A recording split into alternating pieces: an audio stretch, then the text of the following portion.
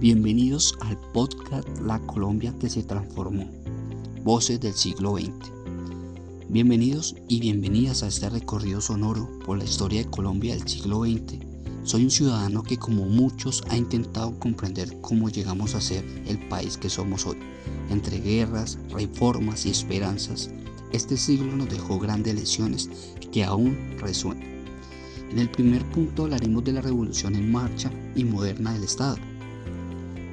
Nuestro viaje comienza en la década de 1930, cuando Alfonso López Pumarejo, con su proyecto La Revolución en Marcha, impulsó reformas que transforman la estructura del Estado colombiano. Según Omar, que es una referencia bibliográfica del anexo 3 del 2010, López Pumarejo entendió que el país necesitaba modernizarse y promovió la educación pública, la reforma agraria y laboral, y fortaleció la relación entre el Estado y la sociedad. Fue un intento por reducir la desigualdad social y abrir espacios de participación. Aunque estas reformas no eliminaron la pobreza ni los conflictos rurales, marcaron un antes y después en la historia política y económica del país.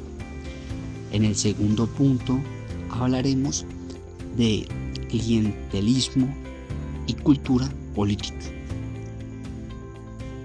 Pero mientras se moderniza el Estado, la política seguía anclada en las viejas prácticas. Esta referencia bibliográfica nos indica Fernando Leal y Andrés Dávila, de 1994, explican que el clientelismo se consolidó como una forma dominante de hacer política, en un lugar de construir una ciudadanía basada en derechos que fortalecieron las redes de favores, compromisos personales, y en muchas regiones los líderes locales se controlaban los recursos públicos y la población dependía de ellos para hacer el servicio o el empleo. Esta cultura política frenó las transformaciones sociales, generando desconfianza y desigualdades en la participación democrática. En el tercer punto hablaremos del origen del conflicto armado, que desde mediados del siglo XX el país entró en una espiral de violencia. En el Programa de Naciones Unidas para el Desarrollo del 2003 señala, que es una referencia bibliográfica, señala que el origen del conflicto armado colombiano se encuentra en la exclusión política y que la desigualdad en la tenencia de la tierra y la falta de presencia estatal en las regiones periféricas. Las confrontaciones entre liberales y conservadores durante la violencia de 1948 y 1958 dejó cicatrices profundas, y aunque el Frente Nacional intentó participar, el país terminó excluyendo otras voces políticas. En este escenario surgieron las guerrillas campesinas como el FARC en 1964 y el ELN en 1966, que reivindicaban la justicia social mediante la lucha armada. En el cuarto punto hablaremos de la industrialización y apertura económica, que durante las décadas de 1950 a 1980 Colombia vivió un proceso de industrialización por la institución de importaciones. En esta referencia bibliográfica, Guillermo Misas, del 2001, describe cómo este modelo permitió ciertos desarrollos industrial, pero también enfrentó limitaciones para la dependencia del capital extranjero y la falta de tecnología propia.